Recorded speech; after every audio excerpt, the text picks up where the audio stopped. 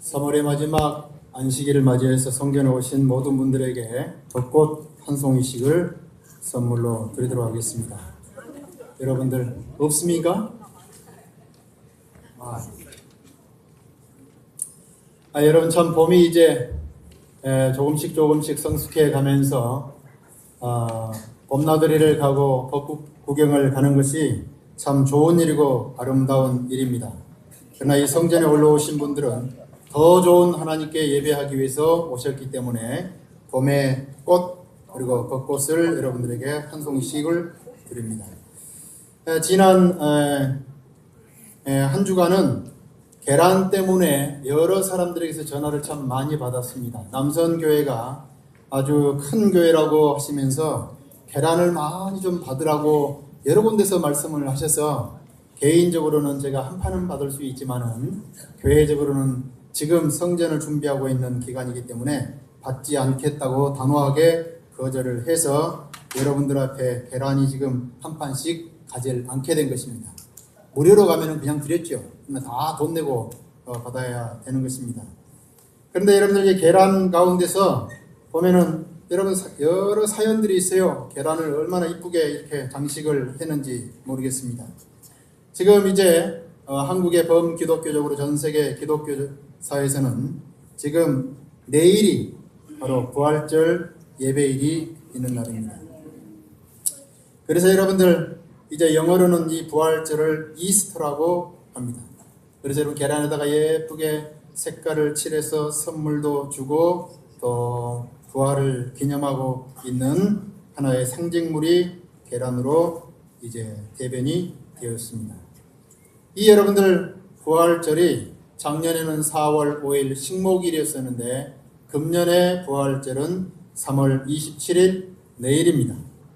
이 크리스마스라든지 하는 것들은 고정적으로 날짜가 정해져 있지만은 부활절은 여러분들 매년 약간씩 차이가 납니다. 왜냐하면은 부활절을 여러분들 계산하는 것은 너무너무 간단합니다. 언제나 여러분들 춘분이 와야 됩니다. 춘분이 지난 다음 보름달이 지난 다음 오는 첫 번째 일요일이 부활절 날입니다.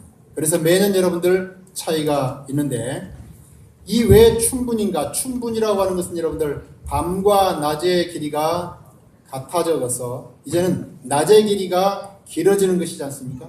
이것은 고대 태양신을 숭배하던 사람들은 태양이 다시 죽었다가 태양이 부활하는 것을 기념하기 때문에 이스트라고 하는 것은 동쪽인데 동쪽에서 떠오르는 것이 태양인데 그 태양을 숭배하는 것에서 유래되었기 때문에 그렇습니다. 그래서 여러분들 부활절 날을 계산하는 것은 단순합니다. 춘분이 지나야 됩니다. 그리고 두 번째로는 첫 번째 보름달, 첫 보름달 후에 돼요. 그 다음에 첫째 일요일이 부활절 예배일이 되는 것입니다. 그런데 금년도 여러분들 2016년 3월달 달력을 보시면은 20일 날이 춘분이었습니다. 그리고 23일 날이 여러분들에게는 희미하게 비칠 줄 모르지만은 음력 2월 15일이어서 대보름입니다.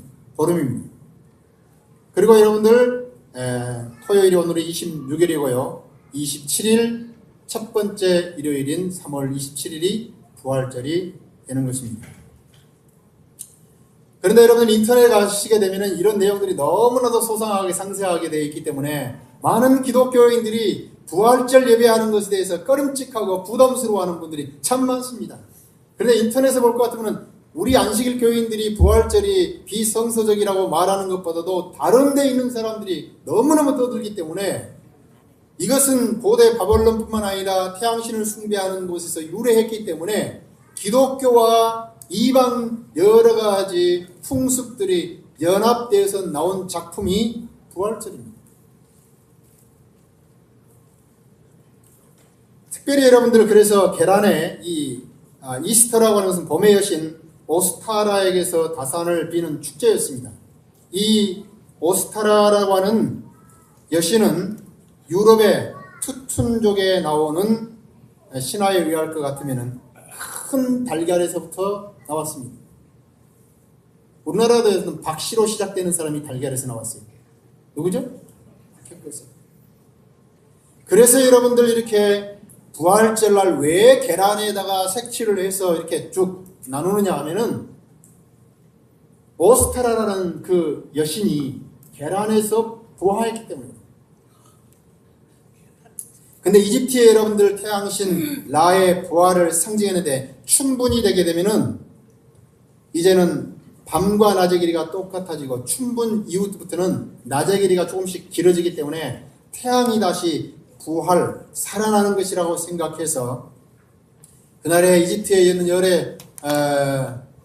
귀족들이라든지 많은 사람들은 황금 달걀을 선물로 드리는 풍습이 있었습니다. 그래서 여러분들 브리타니카에서는 말하기를 이스터 부활절 축제가 준수되었다는 사실이 신약 성경 어디에도 없다. 이 교회의 풍습을 교회가 수용한 것이다. 이스터 여신을 기리는 축제가 부활절이다. 기독교의 부활절은 유럽과 중동의 다신교 전통과 상징물이 합쳐진 것이다 라고 얘기를 하고 있습니다. 이래서 여러분들 많은 기독교인들이 깨어있는 사람들이 부활절 참여하는 거 원치 않습니다. 그래서 금년에는 여러분들 신사동에 있는 광림교회에서 46개의 교단들이 모여가지고 조촐하게 부활절 예배를 드리는 것 같습니다. 여러분 오늘날 우리 사회를 읽는 하나의 코드와 하나의 단어가 있다라고 하면 이 통섭이라는 단어입니다. 통섭. 큰 줄기 통자이고 잡다라는 섭자입니다. 큰 줄기를 잡다. 통섭. 서로 다른 것을 한데 묶어서 서로 다른 것을 한데 묶어서 새로운 것을 만들고 붙잡는다는 말입니다. 서로 다양하게 다른 것들을 딱 한 군데 묶어서 또 다른 의미를 찾아내고 만들어내는 것입니다. 그래서 인문학과 사회학, 자연과학을 새로운 자연과학을 섞어서 범문학적인 통합에서 범문학적인 연구를 일컬어서 통섭이라고 합니다. 여러분 애플의 스티브 잡스가 여러분들 통섭의 원리로 애플을 키웠다라고 이구동성으로 말합니다.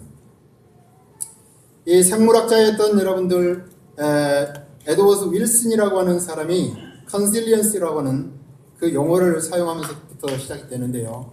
그의 제자였던 이화여대 석좌 교수인 최저천 교수라는 사람이 이 컨실리언스를 통섭으로 번역하면서 우리 사회에 회자되기 시작했고 지금 이 통섭이라고 하는 이 단어와 이 문화가 여러분 기독교뿐만 아니라 여러 우리의 사회생활에 아주 많은 영향들을 행사하고 있습니다. 그래서 이것이 하나의 종교 통합적인 차원에서도 이런 말들이 쓰이고 있습니다. 기독교니 불교니 힌두교니 무슨 이슬람교니 모든 다른 종교들을 다 한데 묶어서 새로운 의미를 창출해내자라고 하는 것이 통섭의 원리인데 이것이 종교계에서도 적용되어지고 있습니다. 그러면서 여러분들 문제는 무엇이냐면 서로가 하나 되고 연합되고 통합하는 것은 중요하지만 기독교의 본질적인 의미인 하나님께서 우리에게 절대적으로 제시했던 원리들이 하나둘씩 희석되어지고 사라지고 있다는 사실입니다. 그 대표적인 것 중에 한 가지가 바로 부활 사상입니다. 그래서 계란에 있어서 여러분 가장 핵심적인 부분이 계란의 노른자위인데 그 노른자위가 지금 희석되어져 가고 있습니다. 이런 때에 고린도전서 15장에서 사도 바울 선생님이 기독교 신앙의 핵심이요 우리 모든 성경을 믿고 절대적으로 신앙하고 있는 사람들이 귀담아 들어야 될 기독교 신앙의 대표적인 가르침인 부활에 대해서 이렇게 말하고 있습니다. 형제들아 내가 너희에게 전한 복음을 너희로 알게 하노니 이는 너희가 받은 것이요 또 그 가운데 선 것이라. 너희가 만일 나의 전한 그 말을 굳게 지키고 헛되이 믿지 아니하였으면 이로 말미암아 구원을 얻으리라. 내가 받은 것을 먼저 너희에게 전하였노니 이는 성경대로 그리스도께서 우리 죄를 위하여 죽으시고 장사 지낸 바 되었다가 성경대로 사흘 만에 다시 살아나사 우리가 고수하고 우리가 지켜야 되고 우리가 끝까지 붙들어야 될 진리가 있다고 하면은 그것이 부활에 관한 가르침입니다. 그런데 이 부활에 관한 것들이 여러분들 부화처럼 여겨지고 있는 안타까운 현실 가운데서 사도 바울 선생님께서는 예수님께서 장사 지내시고 십자가에서 돌아가신 이후에 부활 승천한 이후에 한 30여 년의 세월이 지나갔을 때에 많은 젊은이들과 2세대들 신앙들 가운데서 부활 신앙이 다시금 이렇게 희석되어지고 없어지는 것을 바라보시면서 이렇게 부활 신앙에 대해서 다시 한번 선명하게 묘사했습니다. 그분이 가르치고 있는 부활 사상의 첫 번째 가르침은 부활의 사실성입니다. 부활은 지어낸 얘기가 아닌 부활은 하나님께서 확실하게 우리에게 제시해 주신 사실이라고 하는 내용입니다. 5절에 보실 것 같으면 이 부활을 되시는 예수님이 게바에게 보이시고 후에 12제자에게와 6절에 그 후에 500의 형제에게 일시에 보이셨나니 그 중에 지금까지 태반이나 살아있고 어떤 이는 잠들었으며 그 후에 야고보에게 보이셨으며 그 후에 모든 사도에게와 맨 나중에 만삭되지 못하였난 자 같은 내게도 뭐 했다고요? 보이셨다. 오감으로 예수 그리스도의 부활과 예수님 부활하신 그리스도를 만났다라는 사실을 사도 바울 선생님은 이렇게 보이시고 보이셨나니 보이셨으며 보이셨다. 부인할 수 없는 사실이요 진리였음을 얘기하고 있습니다. 예수님의 부활에 대한 가장 확실한 증거는 무엇이냐?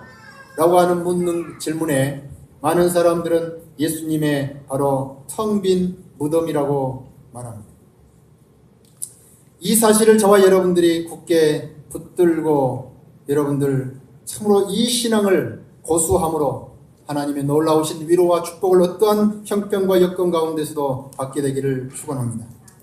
여러분 예수님의 무덤이 텅 비었다라는 내용은 저와 여러분들이 들어가야 될 그 무덤에 여러분들이 텅 비게 된다는 말입니다. 저와 여러분들이 여러분들 죽음의 그 고비를 넘기지 못하고 다 무덤에 갈 수밖에 없어요. 그러나 저와 여러분들의 무덤은 예수님의 무덤처럼 결국에서는 텅 빈 무덤이 될 것이다. 이 세상이 감당하지 못하는 하늘에서 사는 부활할 존재라는 사실을 텅 빈 무덤이 우리에게 말씀해 주고 있는 것입니다. 그래서 사도 바울 선생님께서는 참으로 부활이 사실이라는 사실을 이야기하면서 저와 여러분들에게 이렇게 권면합니다. 다 함께 나의 신앙의 고백이 되기를 원하는 의미에서 이 말씀을 함께 읽도록 하겠습니다. 너희가 시작. 너희가 만일 나의 전한 그 말을 굳게 지키고 헛되이 믿지 아니하였으며 이로 말미암아 구원을 얻으리라. 너희가 만일 나의 전한 그 부활에 관한 말을 굳게 지키고 헛되이 믿지 아니하였으면 이로 말미암아 구원을 얻으리라. 제가 잠시 전에 말씀드렸던 것처럼 이 시대는 여러분들 하나님의 말씀을 액면 그대로 문자 그대로 믿지 않으려고 하는 추세가 너무 농후합니다. 영적으로 모든 의미를 해석하려고 하고 사실 자체를 붙이려고 하지 않습니다. 그러한 사람들에게 사도 바울 선생님께서는 경고하는 의미로 너희가 만일 나의 전한 그 말을 굳게 지키고 헛되이 믿지 아니하였으면 이로 말미암아 구원을 얻으리라. 두 번째로 사도 바울 선생님께서는 부활이 없다면 어떻게 될 것인가? 기독교 신앙과 예수를 믿는 사람들에게 있어서 부활 신앙이 없다면 어떻게 될 것인가? 알맹이가 빠져나가는 계란 껍질과 같은 것입니다. 쓰레기와 같은 것이요 껍데기와 같은 인생이요 아무런 의미가 없고 헛된 인생이라고 누누이 말씀을 하고 있습니다. 부활이 없다면 너희 믿음도 헛것입니다. 우리의 전파하는 것도 헛것이요 우리가 하나님의 거짓 증인이요 그리스도도 다시 사신 것이 없었을 것이요. 너희가 여전히 죄 가운데 있을 것이다. 예수님의 부활이 없다라고 하면 여러분들 우리가 여전히 죄 가운데 있다라는 것입니다. 그리스도 안에서 잠자는 자도 망하게 된다. 그리고 마지막으로 만일 그리스도 안에서 우리의 바라는 것이 다만 이생뿐이면 모든 사람 가운데 우리가 더욱 불쌍한 사람. 여러분, 이 부활 사상을 해치기 위해서, 이 부활 사상을 제거하기 위해서 얼마나 많은 사람들이 노력하고 애쓰는지 모릅니다. 그러나 여러분들 20세기의 최고의 걸작, 부활에 관한 최고의 변증서, 부활을 그토록 반대하고 부활이 없다라는 사실을 입증하기 위해서 노력했던 한 영국인 변호사가 있었는데, 그가 평생에 여러분들 노력을 투자해서 만들어낸 대걸작이 바로 누가 그 돌을 옮겼었는가? 그는 부활이 없다라는 사실을 여러 가지 측면에서 여러분들 연구하고 또 연구하고 또 연구해서 부활이 없다라는 사실을 증거하기 위해서 그의 온 평생을 바쳤습니다. 그러나 그는 이 책에서 고백하기를 부활이 없다라는 사실을 그토록 증명하기 위해서 노력했었는데 이 책의 결론은 예수님의 부활은 있다라는 것으로 결론을 내린 것입니다. 그래서 여러분들 이 책은 20세기의 기독교의 부활 사상을 변증하고 변호하는 최고의 걸작이 되었습니다. 사랑하는 성도 여러분, 이 프랭크 모리스라는 사람이 부활이 있다는 것을 증명했기 때문에 예수님의 부활이 있는 것이 아니라 예수님의 부활이 있었기 때문에 이렇게 증명할 수밖에 없었다는 사실을 기억하시기 바랍니다. 세 번째로, 부활이 확실하고 우리의 죽음 문제가 여러분들 온전히 해결되었기 때문에 사도 바울께서는 저와 여러분들이 주의 일에 힘쓰는 자들이 되기를 소망하고 있습니다. 다 함께 읽으십시다. 그러므로 시작. 그러므로 내 사랑하는 형제들아, 견고하며 흔들리지 말며 항상 주의 일에 더욱 힘쓰는 자들이 되라. 이는 너희 수고가 주 안에서 헛되지 않은 줄을 압니다. 주의 일에 더욱 힘쓰는 자들이 되라. 예수님의 12 제자들은 유다가 예수님을 배반하고 자결한 이후에 마띠아를 충원해서 12명의 예수님의 제자들은 참으로 예수님의 그 십자가의 부활 사상을 전 세계 그들의 생명이 다하는 순간까지 증거하는 주의 일에 열심을 내는 사람들이 되었습니다. 어느 사람 한 사람도 그리스도의 부활에 대해서 부정하거나 참으로 부인하거나 그 사실을 증거하지 않았던 사람은 아무도 없었습니다. 예수님의 12 제자들은 온전히 예수님의 부활을 목격한 사람들이었기 때문에 증인으로서 목숨과도 바꿀 수 없는 부활의 사도들이 되었습니다. 그리고 기독교 역사에 여러분들 200년 동안 카타콤이라고 하는 100년경부터 시작해서 313년까지 초기에 살았던 기독교인들은 그들이 믿고 있었던 부활되시는 예수님을 해 뜨는 곳에서는, 해가 있는 곳에서는, 육상에서는 증거할 수 없고 믿을 수 없고 핍박이 너무 심해서 여러분들 지하 묘소를 파서 900km가 넘는 지하에서 아무리 오래 살아도 여러분들 남자의 생명이 30세를 넘을 수 없는 그런 열악한 상황이었지만 900km가 넘는 미로를 개척해서 그 가운데서도 부활의 주, 생명의 주를 증거하는 참으로 아름다운 삶을 살았습니다. 이분들의 신앙의 삶 때문에 여러분들, 저와 여러분들이 이곳에 있는 것입니다. 사랑하는 성도 여러분, 부활절이 기독교적인 절기가 아니요, 예수님이 부활한 것이 사실이고 부활이 없다라면 우리의 믿음이 헛것이고 부활 신앙이 우리의 가슴 가운데 있기 때문에 열심히 이제라고 저는 설교를 했습니다. 그러나 이 앞에 나와 있는 모든 교리적인 것들이 내 마음 가운데서 예수 그리스도의 부활이 경험되어지지 않는다라고 하면 아무런 소용이 없다라는 사실입니다.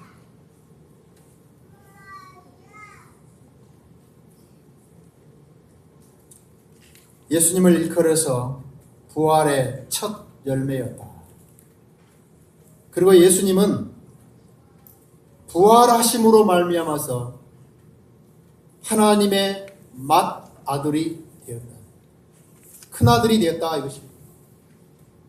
첫 열매가 되었다라는 얘기는 예수님 이후에 많은 열매가 있을 것을 암시하고 있고, 큰아들이 있다라는 얘기는 하나님에게 둘째 아들부터 시작해서 계시록에 보면 14만 4천 명이 있을 것이고 헤아릴 수 없는 사람들이 있을 것을 암시하고 있는 것이 첫 열매와 맏아들이라는 표현 가운데 담겨져 있습니다. 그래서 영감의 예언의 시인에서는 이렇게 말했습니다. 예수님은 모든 의인들의 모본으로 부활하셨다. 근데 영어에서는 모본이라는 말보다는 샘플로, 견본으로, 견본이라고 하는 것은 제가 이렇게 찬미가 작은 것의 견본, 하나의 견본으로 있습니다. 이와 똑같은 찬미가들이 수천 번이 있는데 그 중에 하나는 예수님이 부활 승천할 때에 첫 열매와 큰 아들로 부활하셨는데, 저와 여러분들이 장차 부활하게 될 때에 우리는 예수님과 동일한 육신, 예수님 속에 있었던 생명이, 신적인 생명이, 똑같은 생명이 우리에게도 주어지게 됩니다. 그래서 마태복음 여러분들 27장 52절로 53절에 가실 것 같으면 예수님께서 돌아가시고 3일 후에 부활하실 때에 무덤들이 열리며 자던 성도의 몸이 많이 일어나되 예수의 부활 후에 저희가 무덤에서 나와서 거룩한 성에 들어가 많은 사람에게 보이니라. 예수님이 부활하셨을 때에 참으로 예수님 후에 많은 사람들이, 믿는 사람들이 부활했음을 성경이 묘사하고 있습니다. 이 사람들이 이렇게 부활할 것을 구약 성경에서는 요제라고 하는 제사를 통해서 분명히 암시를 했습니다. 그래서 이 사람들뿐만 아니라 예수님의 생명을 갖고 있는 사람들이 나중에 부활하게 될 때에 히브리서 2장 11절과 12절에 보면은 거룩하게 하시는 자 예수님과 거룩하게 함을 입은 자들 성도들이 다 하나에서 난지라, 아버지에게서 난지라. 그러므로 예수님과 우리가 뭐가 된다고요? 형제라 부르시기를 부끄러워 아니하시고 이르시되 내가 주의 이름을 내 형제들에게 선포하고 내가 주를 교회 중에서 뭐하리로다? 찬송하리로다. 교회란 무엇인가? 예수님처럼 예수님의 형제들로서 예수님의 생명을 갖고 있는 무리들이 모여 있는 곳이 교회입니다. 그런데 여러분들이 예수님의 생명이 우리 마음 가운데 있기 때문에 교회에 있는 성도들은 부활신앙이 있고 예수 그리스도의 생명을 갖고 있기 때문에 그들의 입술에서는 뭐가 울려 퍼진다고요? 찬송이 울려 퍼진다. 사랑하는 성도 여러분, 이 봄을 맞이해서 모든 만물이 약동하고 있는 것을 바라보면서 부화가 아닌 부활 생명을 나에게 주셨는데 나 또한 이 만물이 약동하는 이 시기에 신앙인 영적인 봄을 맞이하면서 내 마음 가운데 입술에 노래가 흥얼거려지고 찬송과 감사와 감격이 여러분들 입술 속에서 터져나오십니까?